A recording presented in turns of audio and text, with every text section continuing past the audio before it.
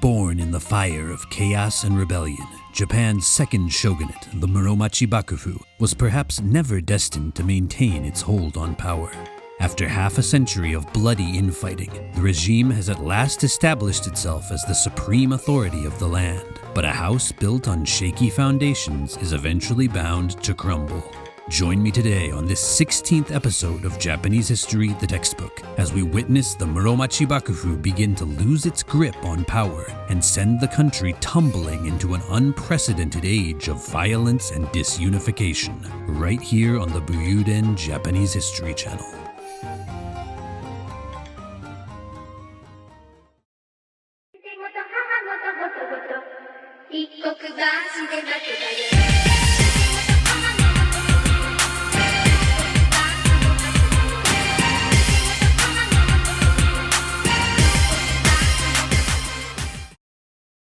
Hello everyone, and welcome back to Japanese History, the Textbook, the series where we follow the course of Japanese history through the ages using educational content for Japanese high schoolers as our guide. I want to apologize for the delay between this video and the last entry in the series. I think it's been just about a year, but I'm finally back and I'm ready to bring you all the juicy details about medieval Japan's second shogunate, the Muromachi Bakufu, as it slid from the height of its power and glory into one of the lowest lows of any political entity in Japanese history.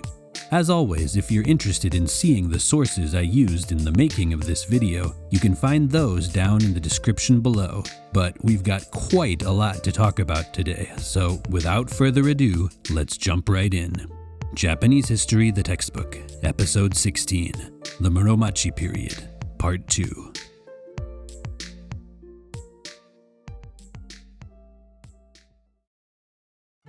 When we last left off with the Muromachi Bakufu, it was being led by its third shogun, Ashikaga Yoshimitsu, a man whose reign is often described as the Bakufu's golden age. After Yoshimitsu's untimely death from disease just before his 50th birthday, he was succeeded as shogun by his eldest son, a man named Ashikaga Yoshimochi. Yoshimochi is often described as having been the spiritual antithesis to his father during his time as shogun, and it's not hard to see why one might form this opinion. For one, Yoshimochi quickly moved his shogunal headquarters out of his late father's residence and into the former home of his grandfather, Yoshiakira, a move that was clearly intended as a symbolic declaration of Yoshimochi's intention to distance himself from the baggage of the previous regime. Yoshimochi also bowed out of an offer from the imperial court to posthumously bestow his father with the honorific title of retired emperor, an unheard-of proposition stemming from Yoshimitsu's near-godlike power and influence, but which Yoshimochi and his vassals disliked due to lack of established precedent. Perhaps the greatest point on which Yoshimochi differed from his father was his attitude toward trade with Ming China, as he quickly set about ending the official trade relations that Yoshimitsu had worked so hard to establish. As we discussed last episode, while the opening of these trade relations had led to Yoshimitsu being declared, quote, King of Japan by the Chinese, he had also been forced to enter into a sort of international lord-vassal relationship wherein he acknowledged his subservience to the Ming Emperor. Yoshimitsu himself seems to have found this an acceptable deal, as he was basically exchanging a bit of empty flattery for a steady stream of riches from mainland Asia. But Yoshimochi and his followers found the arrangement insulting, and they swiftly brought it to an end. Yoshimochi's choice to eschew the king title was ironically fitting, as around this time he was beginning to have problems reining in the Bakufu's deputy leaders in the Kanto region, the slightly lower-ranking Ashikaga relatives filling the position of Kamakura Kubo. Remember that the Muromachi Bakufu had adopted a structure that was, and I'm probably going to get angry comments for this, loosely comparable to the late Roman Empire, with central and western Japan being managed by the Ashikaga shogun and his deputy, the Kanrei, and eastern Japan being entrusted to an Ashikaga relative called the Kamakura Kubo, who was also aided by a deputy, the Kanto Kanrei. Since the late 1300s, the Kamakura Kubo had been showing signs of coveting their western cousin's spot at the top, as, after all, they too were direct descendants of Ashikaga Takauji, and they chafed under their perpetual status as the baby shoguns of the eastern backcountry. Up until this point, however, their ambitions had been held in check by their erstwhile subordinates, the Kanto Kanrei, who had bent over backwards to maintain a tenuous peace between Kyoto and Kamakura. That delicate balance, however, at last began to break down in 1416 with the occurrence of an incident remembered as the Rebellion of Uesugi Zenshu. Zenshu had been the Kanto Kanrei up until the previous year, when he resigned the post in protest of a decision made by the Kamakura Kubo, which had negatively impacted one of his retainers. Unable to let go of his anger, Zenshu led a cohort of warriors to attack the residents of the Kamakura Kubo, at this time a man by the name of Ashikaga Mochiuji, and seize control of the city of Kamakura. Mochiuji just barely escaped the attack with his life, and he sent word to Shogun Yoshimochi asking for reinforcements to help him strike back at his rebellious former deputy. Yoshimochi, however, was quite hesitant to send aid as he was well aware of the ambitions of his eastern relatives, and there were even indications that Mochiuji himself, prior to his trouble with the Uesugi, had been plotting against the Bakufu just like his forefathers. After agonizing over his decision for more than a week, Yoshimochi at last came to the conclusion that he couldn't condone rebellion against an official organ of the Bakufu, and he drew up an army which promptly crushed the disobedient Zenshu. The conclusion of the rebellion led to a tentative stabilization of the Kanto region and the relationship between the eastern and western branches of the Ashikaga family. This stabilization was not remotely destined to last, but let's come back to that point a little bit later. In 1423, after nearly 30 years in the office of shogun, Yoshimochi at last abdicated the position to his son, who became the fifth shogun, Ashikaga Yoshikazu, with Yoshimochi continuing to act essentially as the godfather of the Bakufu organization behind the scenes. Unfortunately, Yoshikazu would ultimately predecease his father, creating a gap of several years where there actually was no official shogun, although the retired Yoshimochi was of course still acting as the Bakufu's top leadership figure. Yoshimochi would go on to suffer one of the more embarrassing deaths in samurai history in the year 1428, apparently scratching a boil on his buttocks while bathing one day and accidentally tearing it open, leading to an infection that eventually brought about a lethal fever. Yoshimochi endured the fever long enough to be cognizant of his own impending death and thus have ample time to name a successor, but with his own heir already dead and no obvious choices really jumping out at him, he instead chose to leave the decision to the leaders of the Bakufu's top constituent families, the top tier of the Shugo daimyo. These men ultimately decided to choose the next shogun by drawing lots, with 4 of Yoshimochi's surviving younger brothers being entered into this raffle as its participants. While to modern ears this sounds like an absolutely preposterous way to choose the de facto sovereign of a country, one must keep in mind that drawing lots has a long history of religious significance in Japan, and for centuries was regarded as being one method of ascertaining the will of the gods. Even today, if you visit any shrine in Japan, you will almost certainly be able to buy an omikuji, a small piece of folded paper which you pull from a box at random and which basically tells you your fortune and horoscope all in one.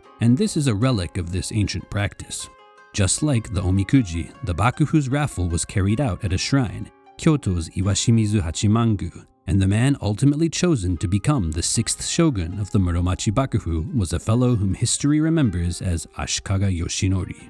In a humorous parallel of his brother and predecessor, Yoshinori also embarked on a style of government in direct contrast with that of the prior regime, the regime of said brother and predecessor Yoshimochi. Part of this may have been personal animosity toward his late sibling, but part of it also seems to have been a general distaste shared among many of the Bakufu's top officials for the ex-shogun who had deliberately chosen not to name an heir even while well aware of his impending death. Yoshinori reversed Yoshimochi's policy on China, sending an envoy to the Ming in 1432 and being rewarded with his father's old title of King of Japan 2 years later. One can imagine that Yoshinori must have found this title rather pleasing, as from the moment that he was invested with the office of shogun, he made it clear that he saw himself as a political leader and that he intended to be very involved with the running of the country's government. Yoshinori adopted a style of government in which, rather than leaving day-to-day affairs up to his deputy, the Kanrei, he himself would personally preside over discussions of policy and the arbitration of legal cases.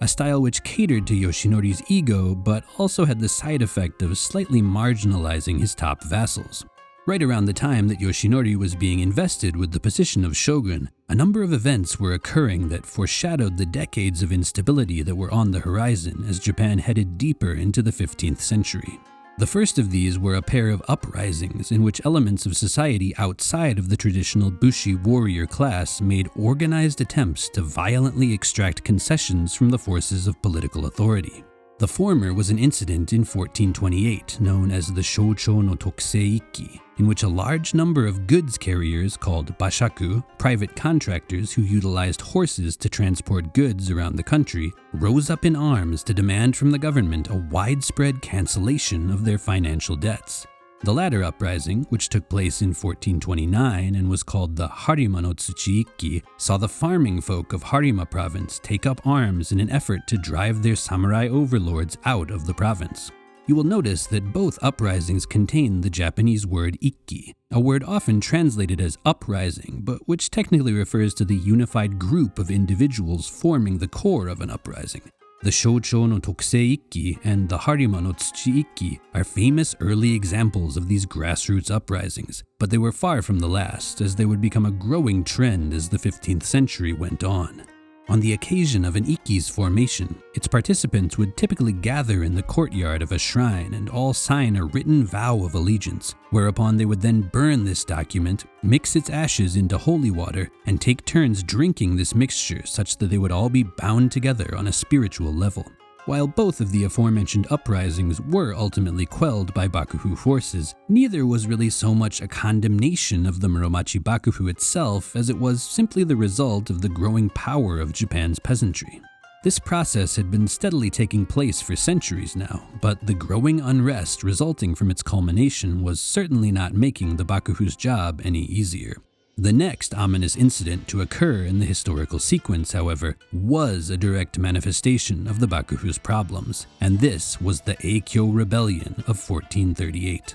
The Eikyo Rebellion was, in a nutshell, the first direct military brawl between the Muromachi Bakufu and its little brother organization out east, the Kamakurafu. At the time of the rebellion, the Kamakura Kubo position was still in the possession of Ashikaga Mochiuji, the man who had had his skin reluctantly saved by Ashikaga Yoshimochi during the rebellion of Uesugi Zenshu 20 years prior. Following that incident's conclusion, Mochiuji had stayed relatively well behaved for a time, likely hoping that he would be next in line to succeed the heirless Yoshimochi as shogun. This ambition, however, was crushed when Ashikaga Yoshinori drew his winning lot and became the Bakufu's sixth shogun. From this point on, the jilted Mochiuji became much more brazenly antagonistic toward his relatives in Kyoto, with the two sides nearly coming to blows on several occasions and peace only being maintained via the earnest efforts of Mochiuji's Kanto Kanre, Uesugi Norizane. In 1438, however, Mochiuji at last pushed his luck a bit too far. First, at his son's coming-of-age ceremony, he spurned the traditional family custom wherein the scions of his line would take the second character of the shogun's name and utilize it as the first character of their own new adult name as a symbolic gesture of fealty. Mochiuji's son should have come of age as Ashikaga Nori something, but he instead took his first steps into the adult world as Ashikaga Yoshihisa, a deliberate slap in the face to Shogun Yoshinori. Not content with this mere etiquette transgression, Mochiuji then began making moves to launch a military campaign against Uesugi Norizane to rid himself of that ball and chain that was the office of Kanto Kanre. The fiery Yoshinori, however, was not in the mood to entertain these affronts for even a moment, and within 2 months he had dispatched Bakufu forces out east and quelled Mochiuji's nascent rebellion with overwhelming force. Mochiuji and his son were placed under confinement in Kamakura, where they both took the tonsure in an effort to display their total capitulation, but Yoshinori hadn't the slightest intention of letting his relatives off the hook. Uesugi Norizane was ordered by Yoshinori to eliminate the defenseless Mochiuji, and after admirably trying and failing to obtain mercy for his former liege/former foe, he begrudgingly carried out his orders, surrounding the temple where Mochiuji was being held and forcing him to fall on his sword. Unfortunately, the demise of Mochiuji did not bring stability to the Kanto region, as the following year, one of Mochiuji's former retainers, one Ryukyu Jitomo, declared his rebellion against the Bakufu, holding up in his family's castle with two of Mochiuji's young orphan sons. Ujitomo was joined in his rebellion by a number of other powerful local warriors, vividly illustrating the level of respect that the Kamakura Kubo had commanded in the Kanto region. The rebels did eventually fall to the army that the Bakufu drew up to deal with them, but the fact that so many warriors had been willing to defy the shogun for the sake of the deceased Kamakura Kubo was hardly a promising sign for the Bakufu. With the Eikyo rebellion's end, the Bakufu had, for the time being, dealt with the most obvious threat to its authority, but the proverbial storm clouds continued to gather on the horizon. As Ashikaga Yoshinori's reign went on, his style of leadership gradually took on a more and more tyrannical bent, and indeed, if you've heard of the man before, I'm willing to make a bet that this is the characteristic for which you know him. Now, that being said, none of Yoshinori's predecessors had exactly been pushovers, with Yoshimochi and Yoshimitsu, for example, having also exhibited oppressive and uncooperative attitudes toward the aristocracy and the clergy from time to time. But Yoshinori's brand of tyranny was characterized by its own special flavor of cruelty and vindictiveness. Yoshinori was known to mercilessly punish his enemies over personal and sometimes even very trivial matters, and he also had a penchant for going after people who dared to even gossip about his domineering ways. The aristocrat Madeno Koji Tokifusa famously wrote of Yoshinori in his diary, "Bannin kyofu, yunakare, yunakare. All live in terror, speak not, speak not." Yoshinori's tyrannical ways seem to have reached their peak following the resolution of the Eikyo rebellion and the Yuki uprising, as he was no longer distracted by outside issues and could turn his full attention to meddling with the lives and affairs of the Shugo daimyo serving under him, engineering the deaths of some and interfering in the succession plans of others. His reign of terror at last came to an end in 1441, when he was invited to the Kyoto residence of the Shugo daimyo Akamatsu Mitsusuke for a banquet celebrating his successful subjugation of the Kanto region. Several drinks into the festivities, a group of Mitsusuke's warriors suddenly emerged from the room behind the shogun's seat and brutally assassinated him as the rest of the banquet's guests looked on. Several of Yoshinori's associates attempted to fight back, but the majority of them simply panicked and ran, with not even a single man choosing to commit seppuku by the slain Yoshinori's side, behavior which normally could have been expected of a shogun's close retainers in such an unfortunate situation. As you have probably surmised, this assassination was planned by the banquet's host, Akamatsu Mitsusuke, who enacted the plan as a preemptive strike against Yoshinori, having heard rumor that he himself was next on the vindictive shogun's hit list. Mitsusuke set fire to his residence and fled with Yoshinori's severed head to one of the provinces under his jurisdiction, Harima Province, but within a few months a Bakufu army had pursued him there and forced him to pay the price for his treachery with his life. Mitsusuke must have known that this outcome was realistically a very likely one, and the fact that he was willing to face such a risk in order to eliminate Yoshinori speaks volumes about just how stressful and despair-inducing the atmosphere in the capital must have been during Yoshinori's tenure. Following the shogun's humiliating demise, the Bakufu's top leaders gathered together and chose to have the late Yoshinori succeeded by his 8-year-old son, the boy whom we know today as Ashikaga Yoshikatsu. Yoshikatsu, however, died of disease just 2 years later, and he was succeeded by another 8-year-old, his younger brother, known at the time as Sanharu, but remembered to history as Ashikaga Yoshimasa. As Yoshimasa was just a child, the day-to-day affairs of government were taken over by his top vassals and his kanrei, but the kanrei position went on to be vigorously hot-potatoed back and forth between the Hatakeyama and Hosokawa clan patriarchs, and the remaining years of Yoshimasa's childhood and adolescence were characterized by infighting and lack of unity within the Bakufu government. Yoshimasa's wet nurse and foster caregivers also got in on the action, and it is said that Yoshimasa's mother, Hino Shigeko, was really the only individual in the Bakufu at the time making any effort to hold things together. In 1458, a 23-year-old Ashikaga Yoshimasa at last began to make moves toward taking the reins of government and establishing the Bakufu's first shogun-led administration in nearly 2 decades. He initiated all the standard ceremonial steps designed to indicate to the outside world that a new era of leadership had begun. such as taking on a high imperial court post, beginning to use an aristocratic-style signature, and exacting oaths of honest service from his corps of administrators, among other things. In hindsight, though, most of these gestures were just that, empty gestures, and Yoshimasa himself seems to have been more concerned with pouring time and money into remodeling his lavish homes or attending gratuitous numbers of Sarugaku theater performances. Despite his lack of real passion for leadership, he seems to have at least had an interest in maintaining his status as the Bakufu's leader, as in 1464 he called his younger brother out of the priesthood to become his official successor, with this brother taking on the secular name Ashikaga Yoshimi. The following year, Yoshimasa and his wife Hino Tomiko were blessed with their first son, a boy who would eventually become Ashikaga Yoshihisa. But Yoshimasa made no move to boot his aforementioned brother Yoshimi out of the successor position.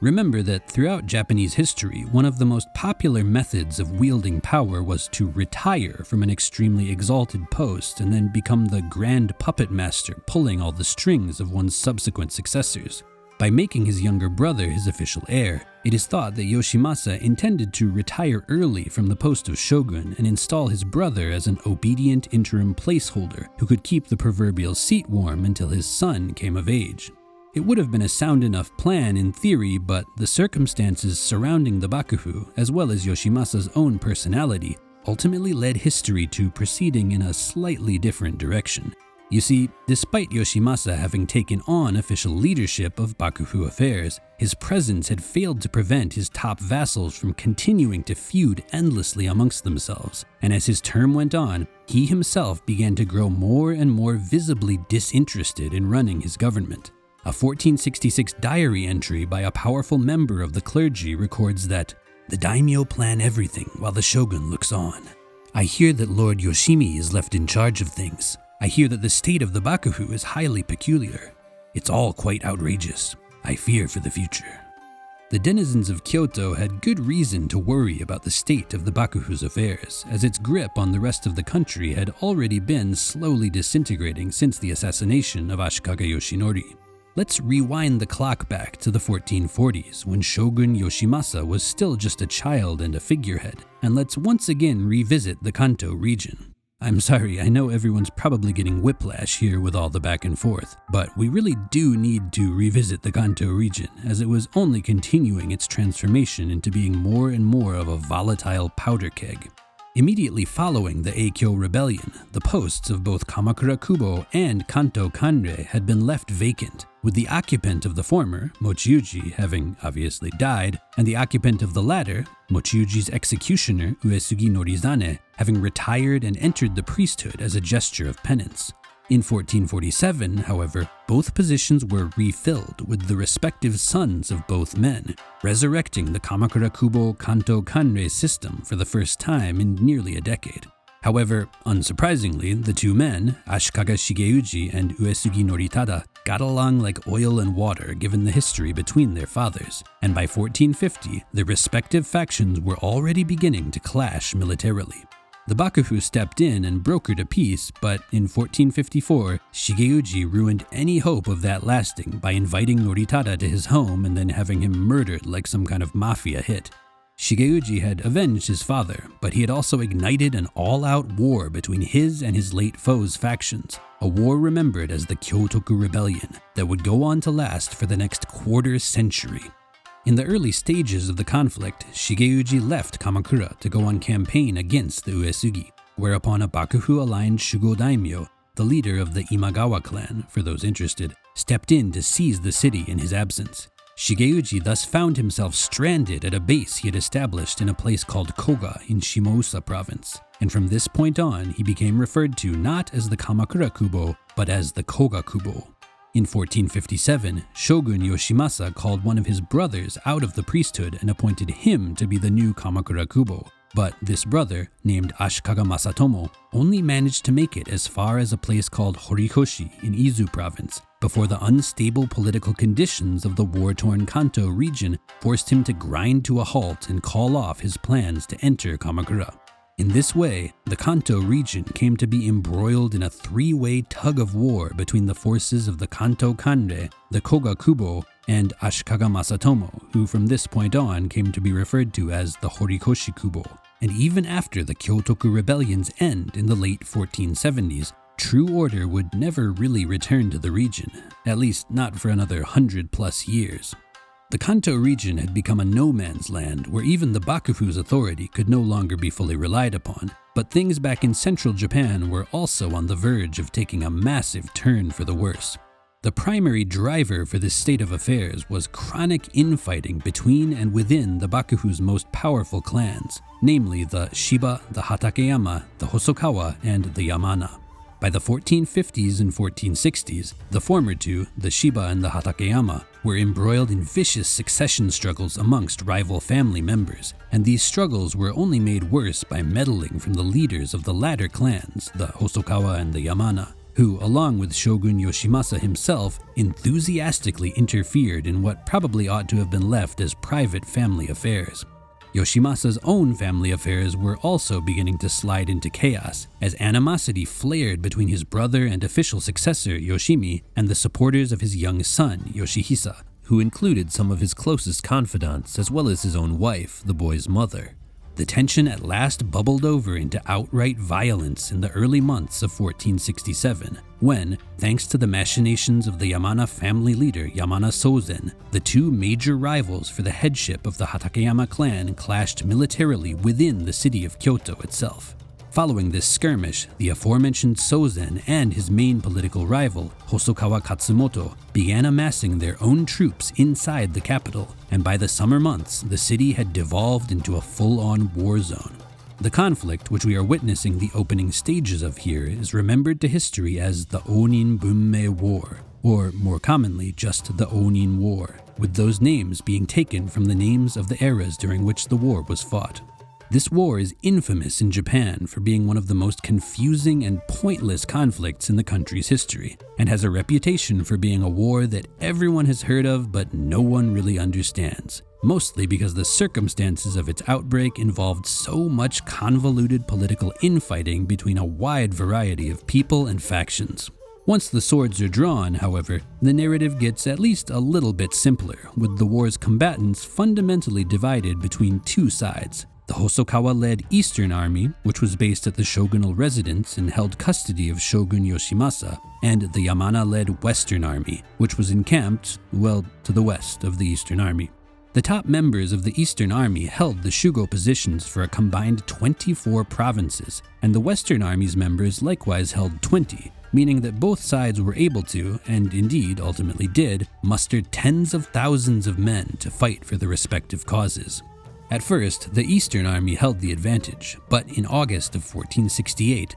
the powerful Shugo Ouchi Masahiro made his way to Kyoto from his base in Japan's far west with 10,000 warriors under his command, giving the Western Army just the boost they needed to fight on equal footing. Further tipping the balance, Shogun Yoshimasa's younger brother and ostensible heir, Yoshimi, suddenly chose to throw in his lot with the Western Army, lending them a degree of legitimacy which they had theretofore been lacking. Since the Eastern Army had possession of the shogunal residence as well as the rather reluctant support of Yoshimasa, up until this point they had been the unequivocal good guys in the war. However, Yoshimi's defection now created a situation in which there were effectively two Bakufus, and both armies had grounds to justify their aggression, causing the conflict to fall into a stalemate wherein neither side was willing to back down, but neither had a great enough military advantage to actually overcome the other.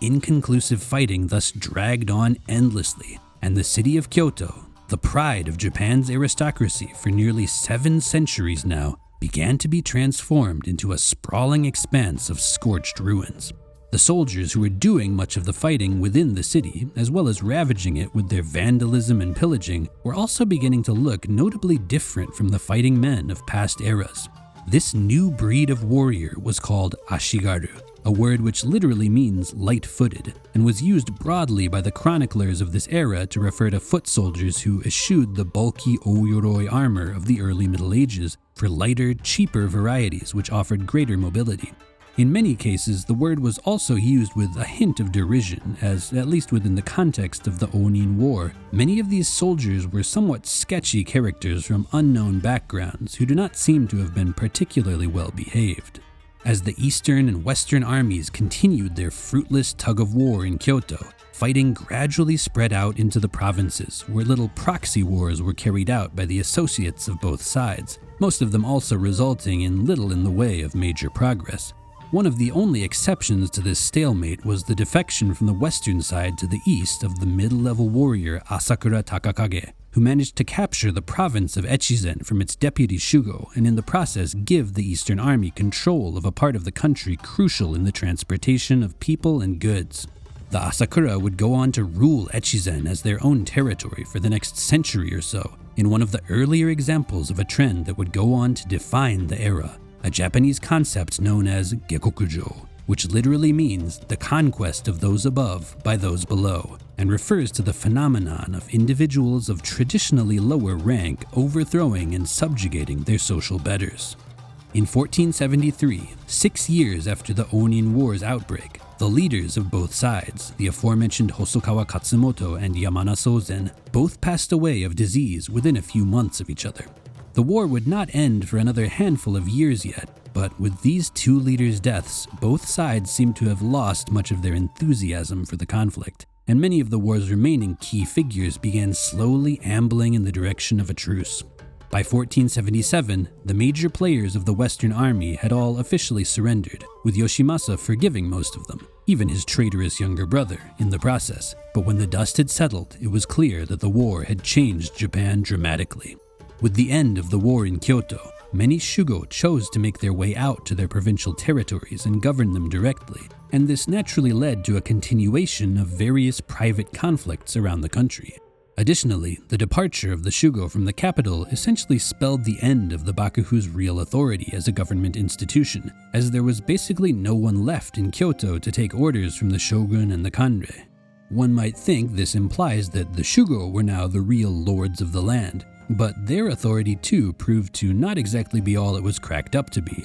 As they made their way out into the countryside and attempted to take control of their land holdings, many discovered that, in their absence, their deputies and key retainers had become the true provincial power holders, and they were not exactly happy to have their absentee bosses suddenly showing up to take over. In order to protect their interests, local warriors regularly formed ikki coalitions to resist their Shugo overlords and force them to accept their demands, a bit like a big samurai strike, if you will. One famous example of this was the Yamashiro no Kuni Ikki of 1485, in which the local warriors of southern Yamashiro province, with the support of the peasantry, banded together to expel the feuding leaders of the Hatakeyama clan, in the process forming their own autonomous governing body with a 36-man leadership council and their own law code.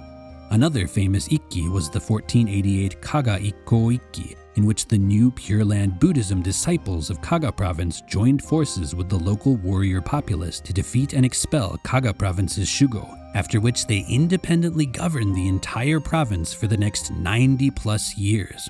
Let's rewind back for a moment though, to see what exactly the state of the Bakufu's leadership was looking like at the close of the Onin War. While the conflict certainly had a lasting negative effect on the Bakufu's authority, the organization's true freefall into the mud did not commence until a few years after the war's end, thanks to an unfortunate series of events within the shogunal family. In 1473, while the war was very much still ongoing, Ashikaga Yoshimasa had abdicated the office of shogun and passed it on to his son, Yoshihisa, although Yoshihisa was still only 9 and would thus, for the time being, really just serve as a figurehead. However, as Yoshihisa grew older, he gradually became interested in actually taking the reins of government, and the retired Yoshimasa slowly and reluctantly began to hand over power to his son. This reluctance seems to have created a bit of a rift between the father-son duo, as in 1487, once Yoshihisa finally had full power, he went on to quote-unquote campaign to Omi province and began carrying out Bakufu affairs from his military camp there.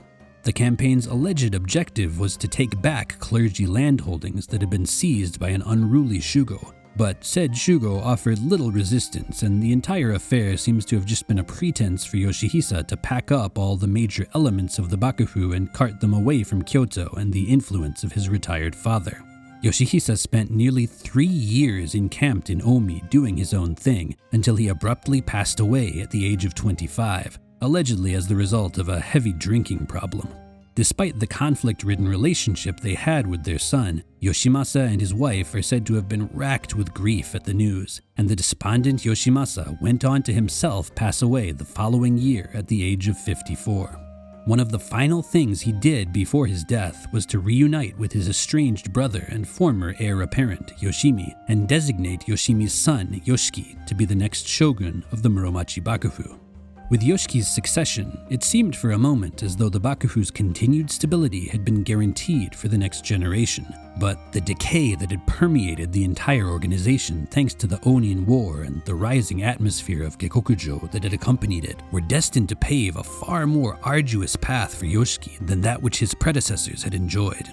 In 1493, just 3 years after taking the office of shogun, Yoshiki began struggling to see eye to eye with his former kanre, one Hosokawa Masamoto, and while he was out of Kyoto on a military campaign, Masamoto and several powerful co-conspirators did the unthinkable by unilaterally removing him from the office of shogun and replacing him with a younger Ashikaga relative. This coup d'etat, remembered to history as the Meio Incident, broadcasted to all of Japan just how far the authority of the Ashikaga family and the power of the shogun had fallen, and it marks the point in Japanese history where the battered and teetering facade of the Muromachi Bakufu at last came crashing to the ground. The organization itself would continue to exist for close to another century, but with the dignity of the Ashikaga family in tatters and the Shugo having dispersed out into the provinces to pursue their own personal agendas, it would never again reach the status of anything we could seriously refer to as a national government. Rather, for the next 100 years, Japan would enter into a tumultuous free-for-all, where tradition and societal rules were upended, war was incessant, and just about anyone, warrior, monk, merchant, or even peasant, had a shot to make something of themselves if they could just seize the perfect moment. That, however, is a tale for next time, when we at last dive into Japan's final age of medieval history, the Sengoku Jidai, the era of the warring states. And this would be a great place to transition into the outro if it weren't for the fact that all we've done up until this point is discuss political history. There's a whole lot going on out there in and around Muromachi period Japan that doesn't directly relate to samurai lords killing each other, so let's take some time to do a little world building, if you will. Let's begin with the peasantry, who, as I alluded to earlier in the video, were really beginning to transform into a formidable, independent layer of society by this time in history. At the dawn of the Middle Ages, Japan's villages tended to be sparse and scattered collections of homes with very small populations. But by the late Kamakura period, the agricultural peasantry began coming together to create more tight-knit, densely populated settlements, with these first emerging in the central parts of the country and then gradually appearing in all corners of the archipelago. These villages, which were managed by the farmers themselves, are referred to as so or soson, and by the Muromachi period they had become powerful enough to stand up to their feudal overlords, doing things such as demanding tax cuts during times of poor harvest or calling for the dismissal of local samurai land managers. These villages were centered around their village jinja or shrine, and village citizenship, if you will, was represented by one's entry into the organizational body which coordinated religious ceremonies and festivals. These individuals were called sohyakusho, and they ran their villages by means of council meetings called yoriai, where they discussed matters such as nengu tax collection, communal land use, and village laws. As mutual trust and group unity were highly important to these villages, crimes such as stealing were often punished very harshly, with it not being uncommon for thieves to be put to death for their crimes. The most powerful members of these villages sometimes became influential enough to actually enter into lord-vassal bonds with their shugo or other overlords, and in the process obtain the status of samurai, and these individuals are referred to with the historical term jisamurai, literally samurai of the soil or samurai of the earth. As we saw earlier, there were many occasions during the Muromachi period in which portions of the empowered agricultural class organized ikki and launched uprisings in order to directly exert influence on the central government. One factor which had led to these lower classes of people becoming powerful enough to have this level of influence was the evolution of the agriculture of the Muromachi period, which was characterized by diversification and intensification. The practice of nimosaku, or double cropping rice and wheat, became even more widespread than it had been in the Kamakura period, thanks to advances in irrigation and drainage technology. In central Japan, we even began to see examples of triple cropping, or sammosaku, in which farmers alternatingly cultivated rice, wheat, and soba. Moreover, a wider variety of types of rice began to be cultivated, with champa rice, or daitomai, from continental Asia particularly catching on with the peasantry due to its resistance to drought and pests. Other advances from the Kamakura period, such as iron farm implements, the water wheel, and the utilization of beasts of burden, took root on an even wider scale during the Muromachi period, and a new type of water wheel from China known as the keel wheel, or ryukotsha, also began to see use. This was also the era when we begin to see the widespread use of human and animal excrement as fertilizer. And while the former may be slightly shocking to modern sensibilities, this led to more fertile soil and more stable harvests. In addition to basic food staples, slightly more niche products such as hemp, mulberry, indigo, lacquer, and tea began to be widely cultivated for their application in handicrafts, leading to a richer and more active market for commercial products, which in turn raised the basic income level of the farming class. The number of guilds specializing in these various products began to rapidly increase, and these guilds, many of which had originated as subsidiary organs of large temples and shrines, started to become more autonomous and independent organizations. Thanks to the gradual decentralization of power and migration of influential warriors out into the provinces after the Onin War, specialty local products developed more rapidly than ever under their patronage, and certain regions began to become famous for specific goods. Several crafts which saw a boom under these conditions were swordsmithing, fine textile weaving, and sake production. The fishing industry also expanded thanks to the development of new types of nets, which in turn led to fiercer conflicts over good fishing areas as well as more complex diplomacy between fishing villages. The lumbering industry too made great leaps as a result of the popularization of the two-man saw, and large markets specifically for the sale of lumber were opened in places such as Kyoto and Kamakura. Speaking of markets, the general market days, which we saw begin to be held several times a month during the Kamakura period, increased in frequency during the Muromachi period, with 6 times a month being standard by the late 1400s. The guilds, which I mentioned a moment ago, played a large role in these markets, with membership in a guild typically being necessary if one wanted to participate in said market and sell one's wares. Outside of these marketplaces, large cities began to see the emergence of small, permanent shops with street-facing display shelves called misedana, Japan's first examples of something along the lines of a modern store. Additionally, there was also a marked increase in the number of peddlers who walked around cities and towns hawking their goods, and interestingly, this particular field seems to have had a great deal of female participation. At the time, women seem to have been well known for peddling things such as charcoal, firewood, fish, folding fans, cloth, and tofu in particular. This increase in mercantile activity across the country, combined with the gradual separation and independence of merchant groups from Japan's traditional power-holding institutions, set the stage for the country's merchants to begin asserting themselves as a wealthy and influential stratum of society, whose members would leave an indelible footprint on the history of the country for centuries to come.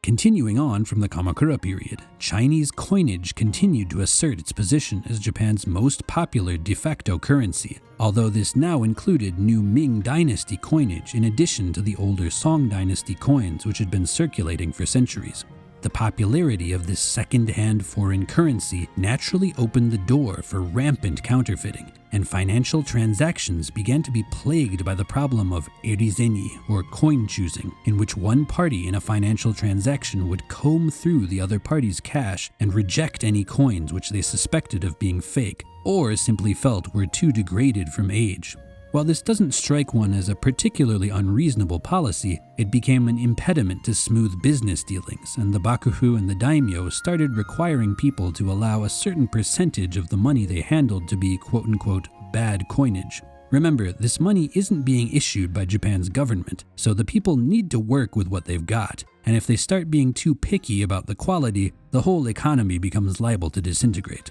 With the increase in the production of specialty local goods, long-distance transactions became much more common than they had been in the past, and the role of cargo ships called kaisen became more important than ever. In 1445, for example, more than 2,700 ships coming from various ports around the Seto Inland Sea are reported to have docked in Hyogo Harbor, located in the modern city of Kobe, over the course of the year. Overland transportation also became big business, with bashaku horseback transporters, the guys we saw rise up in protest earlier in the video, becoming a fixture of the country's roads, together with wagon-based transporters called shashaku. Large, bustling towns started to spring up around major commercial hubs, particularly ports, and a new generation of provincial cities began to emerge to join the ranks of established urban centers like Kyoto and Kamakura.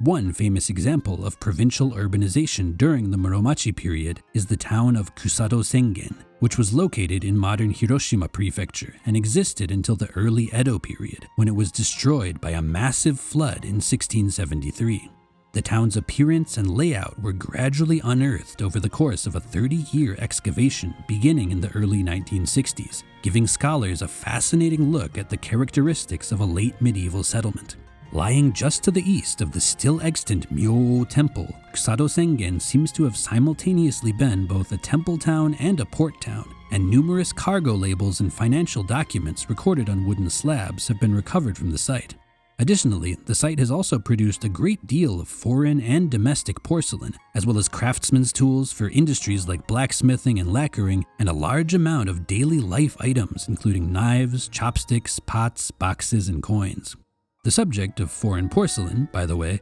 gives us a nice segue into what I'd like to touch on next, namely what was going on with Japan's neighbors during the Muromachi period. We've already seen that Ashikaga Yoshimitsu and at least some of his successors were enthusiastically trading with the Ming Dynasty Chinese, but what was the historical backdrop for this relationship to even arise in the first place? Well, you see, as the Muromachi Bakufu was establishing its regime in the late 14th century, the rest of the East Asian world was also in the midst of a major transitionary phase. While Japan never had official diplomatic relations open with the Mongol-led Yuan dynasty, hence, the whole Mongol invasion thing, trade carried out between the two countries by private individuals had actually been a thriving endeavor. In conjunction with this private trade, piracy had also grown to be a major problem in the Sea of Japan. The pirates of this era are known as wako, a name whose first kanji character, wa, is the old character for Japan, and whose second character can mean anything from hatred to despised enemy to one who inflicts harm. Put them together and you get something along the lines of Japanese scourge. These pirates made their base in the islands off the northern coast of Kyushu, places like Tsushima and Iki, and they ravaged the coasts of China and Korea in bands ranging from just a few ships to large fleets of several hundred. Their criminal behavior was so rampant that the Korean Kingdom of Goryeo sent official messengers to Japan begging for something to be done about them, and they are even regarded as being one of several factors that may have eventually led to that kingdom's fall in 1392. In 1368, a Chinese rebel leader by the name of Ju Yuanchang, the future Hongwu emperor, overthrew the Mongol-led Yuan dynasty to establish the Ming Dynasty, and this new dynasty's leaders would all be members of China's majority ethnic group, the Han people. In an effort to re-establish the China-centric Pan-Asian order which the Chinese emperors had long seen as the ideal state of the world, messengers were sent out to various neighboring Asian countries, and this is how Ashikaga Yoshimitsu eventually got his opportunity to be made King of Japan and participate in trade with the Chinese. With this relationship officially established, trade vessels between the countries would need to carry an official trade license issued by the Ming called a kango in Japanese. When such a license was created, an official seal would be stamped on a piece of paper, and that paper would then be cut in two down the middle, with half going to the Muromachi Bakufu to serve as their trade license, and the other half being retained by the Chinese. When a Japanese trade vessel arrived in China, its license would be checked against its sister half to ensure that the two actually matched up, verifying the license's authenticity. This checking process would be carried out in Ningbo, and the trading itself would occur in Beijing, with the expenses of the visiting Japanese envoys all being taken care of by their hosts. The most common items brought by the Japanese on these visits were copper, sulfur, gold, swords, fans, and lacquerware, and the items most commonly received in return were raw silk, textiles, brocade thread, sugar, ceramics, books, and paintings. The latter items, when brought back to Japan, were referred to as karamono, and they were highly prized as sophisticated cultural artifacts, which in turn helped inspire many of the domestic cultural achievements of Muromachi period Japan, which we will discuss in a little bit. In total, 17 official trade embassies were sent to China by the Muromachi Bakufu after the outset of diplomatic relations in 1404, with the final voyage occurring in 1547 during the Bakufu's years of greatly waning influence. Japan's great temples and the powerful members of the Shugo daimyo class also participated in this trade, and after the Onin War and the decline in power of the Muromachi shoguns, the embassies themselves were mostly organized under the leadership of either the Hosokawa clan, who were allied with the merchants of the city of Sakai, or the Ouchi clan, who were allied with the merchants of Hakata. In 1523, after affiliates of the two clans clashed violently on Chinese soil, the Ouchi pushed the Hosokawa out of the operation and came to monopolize Sino-Japanese trade until their own sudden downfall in 1551. After the end of official trade relations between the two countries, the Wako pirates once again reared their ugly heads, although this time it is believed that only about a third of them were actually Japanese, with the other 2/3 having been a diverse mix, including a good deal of Chinese and Portuguese. These Wako 2.0 pirates mostly operated in the South China Sea and the South Pacific, and one of their most famous leaders was a captain of Chinese descent named Wang Ji, or Ochoku in Japanese, who remains a well-known and controversial figure in both China and Japan today. Wang Ji led a fleet of hundreds of ships, referred to himself as a king, and carried out trade with several of Japan's great 16th century warlords before he was finally captured and executed by the Ming in 1559, after which point the Wako pirates once again began to lose steam. On the Korean peninsula, the renowned general Yi Song-ge had overthrown the last kings of the Goryeo dynasty in 1388 and established the new kingdom of Joseon in 1392. This new dynasty quickly reached out to Japan in pursuit of diplomatic relations and a crackdown by the Bakufu on Wako piracy. In 1419, a Korean army of 200 ships and roughly 17,000 soldiers would actually make landfall on Tsushima in an attempt to directly purge the pirates residing there. And while the incident caused a bit of a political uproar, relations between Joseon Korea and the Muromachi Bakufu eventually got back to a cordial place. With the emergence of the Joseon dynasty, the powerful warriors of western and southern Japan jostled with one another to establish trade relations with the new kingdom, and in response to the chaos, Joseon eventually restricted their official trade to the So family in 1443. The So themselves were restricted to sending no more than 50 boats per year, and all trade was to be carried out in one of 3 Korean port cities, Busan, Jinhae, or Ulsan. Reception halls for Japanese embassies were set up in these 3 ports and in the capital of Hansong, modern Seoul, and by the end of the 15th century there were about 3,000 Japanese permanently residing in the aforementioned 3 port cities. In 1510, however, a disturbance broke out between many of these residents and their Korean hosts, and from this point onwards, trade between Japan and Korea gradually began to decline. The primary trade goods brought to Korea by the Japanese included the same copper and sulfur that the Chinese favored, but these were also supplemented by products from Southeast Asia and Okinawa that the Japanese merchants were relaying onward, such as pepper, medicinal ingredients, and aromatics. The product from Korea which the Japanese were most interested in importing was cotton, and its great influx during this era exerted a massive influence on Japanese daily life. Over in Okinawa, the island was controlled by 3 large principalities called Hokuzan, Chuzan, and Nanzan, literally North Mountain, Middle Mountain, and South Mountain, around the time when the Muromachi Bakufu was getting its start over in Japan. For those who are not aware, by the way, Okinawa was very much not yet a part of Japan at this time in history. Each of these principalities engaged in diplomacy with the Ming, and each conceived of itself as a kingdom. In the final decade of the 1300s, a man called Shohashi managed to get his father appointed king of Chuzan, and he then used his new position of power to conquer the other two principalities, and eventually found the united Kingdom of Ryukyu in 1429.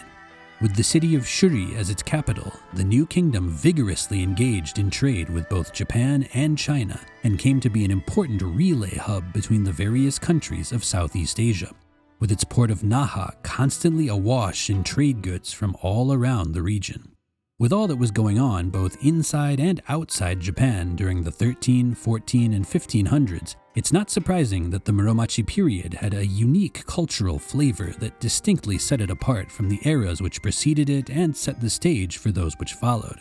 In the Muromachi period, the samurai had at last come to the fore as Japan's primary cultural influencers, and they established a new sort of culture which went on to characterize the era. This culture was unique in that while it was centered around the samurai, it contained a diverse mixture of elements from previously disparate worlds that were brought together by samurai influence. The samurai preference for Zen Buddhism meant that Muromachi culture had a strong Zen flavor to it, but it also took heavy influence from traditional aristocratic culture, which had seeped deeply into the fabric of the warrior class thanks to the choice to headquarter the Muromachi Bakufu in Kyoto. Moreover, Ashikaga Yoshimitsu's choice to re-establish trade with China sparked a renewed influx of aristocratic goods from the Asian mainland, and these exerted a profound continental influence on Muromachi culture. Finally, the substantial growth in the societal power of the Japanese peasantry going on during the period meant that this new culture would be absorbed and subsequently influenced by a far wider portion of society than had ever been possible before. Many things which we think of today as quintessential elements of Japanese culture, such as no theater, tea ceremony, and ikebana flower arrangement, amongst other things, had their foundations established during the Muromachi period, thanks to the period's unique and diverse cultural environment. The period's culture can broadly be divided into three phases: Nambokcho culture, Kitayama culture, and Higashiyama culture.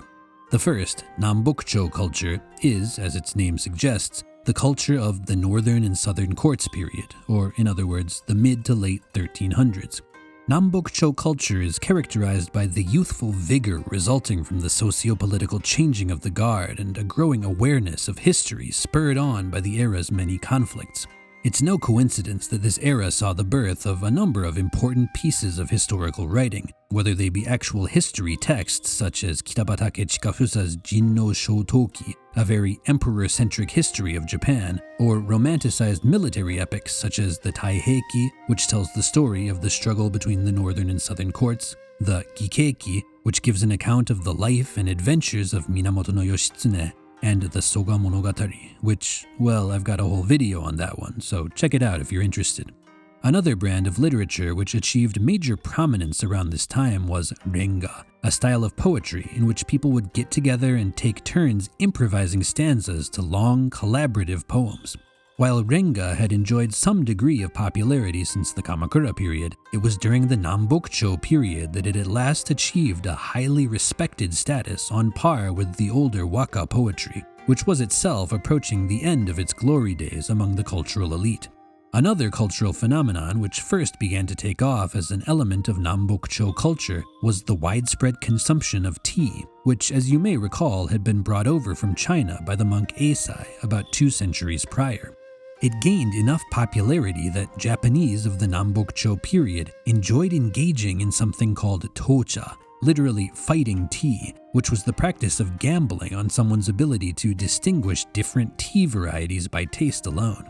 An overarching cultural trend which defined the Nambokcho period was something called basara, a word which describes a preference for loud and ostentatious displays of luxury, both in fashion and in decorative taste. The basara trend was particularly visible among the samurai of this era, as many of them were new money families, so to speak, who had risen to prominence during the tumult of the early to mid 1300s. That being said, life was not all about gaudy opulence, as Zen Buddhism remained the preferred faith of the Bakufu's top tier, with the Rinzai sect in particular achieving supreme status thanks to passionate support from the Bakufu's first shogun, our old friend Ashikaga Takauji.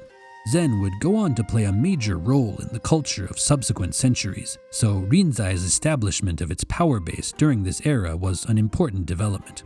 The next phase of Muromachi period culture was Kitayama culture, a phase which coincided with the early to mid 1400s, or in other words, the Muromachi Bakufu's greatest period of stability and authority. Its name, Kitayama, comes from the region of Kyoto in which Ashikaga Yoshimitsu lived during his retirement. Kitayama culture sees the fiery and youthful Basara proclivities of the previous era begin to mellow out and shift toward an emphasis on harmony, and thanks to Yoshimitsu, it is also the phase when the aforementioned blending of warrior, aristocratic, and Zen Buddhist culture really begins in earnest. This is perhaps best exemplified by Kinkakuji, or the Golden Pavilion, which we discussed a bit on our last episode. Kinkakuji is a 3-story temple where the first story is built in the aristocratic Shinden-zukuri style of the Heian period. The second story is built in the Bukezukuri, or warrior style, of the Kamakura period, and the third story is built in the Chinese Zen style, which would have been in vogue around the time of the building's construction. Like his grandfather before him, Yoshimitsu strongly embraced the Rinzai sect of Zen, and he perfected a system of temple hierarchy which organized and ranked the country's Zen temples, with the temple of Nanzenji at its peak, and 5 of the top temples in each of Kyoto and Kamakura making up the elite layer just below it. This system allowed the Bakufu to more effectively administer the country, as it could now use this network of great temples, as well as the many hundreds of smaller temples linked to them, to exert its influence on a widespread level. The importance of the country's Zen temples to the Bakufu's administration was a key link in allowing elements of Chinese Zen to really begin coloring Japanese culture, as many of the monks inhabiting the temples at the top of Yoshimitsu's hierarchy in Kyoto and Kamakura were either visitors from China or individuals who had spent time studying abroad there. In addition to the aforementioned Zen architectural style, which we can see in the Golden Pavilion, a style of ink-wash painting called suibokuga, which aimed to express Zen's ideal spiritual state, also rose to major prominence. Perhaps the most famous Muromachi period painter of this style was the monk Josetsu, an immigrant from China who is often referred to as the father of Japanese ink painting. Beyond the world of visual art, academics in general flourished within the Zen temples of this era, and a great number of monks were called upon to serve as secretaries or political and diplomatic advisors to the Bakufu. In the secular world, well, kind of in the secular world, the now world-famous brand of Japanese theater known as No emerged onto the cultural stage for the first time. No traces its roots back to a pair of entertainment forms called Sarugaku and Dengaku, traditional performance arts involving a variety of elements such as dance, mimicry, acrobatics, comedy, and theatrical skits, typically performed as part of religious ceremonies. No evolved by specifically plucking the dance and theater elements out of these older art forms, and in its early days it was often performed as a means to raise money for temple construction and repair. With the backing of said temples, No performers eventually became able to form guilds and create professional theater troupes, with the most prominent being the 4 Sarugaku troops of Yamato. No, by the way, continued to be referred to as Sarugaku until the Edo period, which is why these troops were referred to as Sarugaku troops rather than No troops. One of these troops, the Kanze troupe, was led by the actor and musician Kagami, and he and his son, Zeami, would become prominent enough to receive the direct patronage of Ashikaga Yoshimitsu, allowing them to fully invest themselves in elevating No to the status of high art. They are responsible for writing many of the most famous No plays, and Zeami would also go on to write several important treatises such as the Fushikaden, or Teaching on Style in the Flower, and the Kakyo, or A Mirror Held to the Flower, both of which outline not only Zeami's thoughts on No and acting, but also on aesthetics and life in general. The final phase of Muromachi period culture is known as Higashiyama culture, with its name coming from the location in which the 8th shogun, Ashikaga Yoshimasa, built his residence following the end of the Onin War in 1477. It was in this phase that the artistic preferences of the preceding eras at last reached their apex of refinement and maturity, with the famous Japanese concepts of wabi-sabi, the expression of beauty through simplicity and imperfection, and yugen, deep, mysterious profundity, coming to the fore as a result of the spread of Zen sensibilities. This phase saw a decline in interest in cultural imports from the mainland and a renewed attraction for more uniquely domestic trends. However, as this phase of Muromachi period culture will largely be the one which colors the world of our next video's topic, the Sengoku period, I think it's best that we leave the exploration of its details and the restrained, refined beauty which it somehow birthed within a world of unparalleled chaos and warfare for next time.